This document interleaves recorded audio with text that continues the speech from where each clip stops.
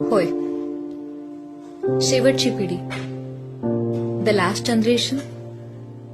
पुढच्या 10-15 वर्षात गावातलं साधं, सरळ, समाधानी आणि आनंदी जीवन जगणारी ही शेवटची पिढी आपल्याला कायमची सोडून जाणार आहे. सत्य थोडं कटू आहे, पण तो जो काळ आहे ना, त्याला कोणीच थांबवू शकत नाही. एक ज्ञानाचा, कलेचा, संस्कृतीचा आणि संस्कारांचा वारसा आपल्यातून कायमचा निघून जाणार आहे.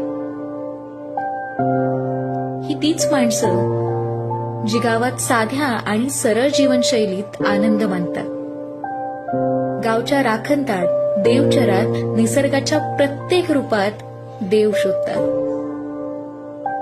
मायेचा ओलावा जपणारी, आपल्याला छान छान गोष्टी सांगणारी आणि जीवनाचा खरा अर्थ खूप सोप्या भाषेत समजावून सांगणारी हीच ती शेवटची पिढी.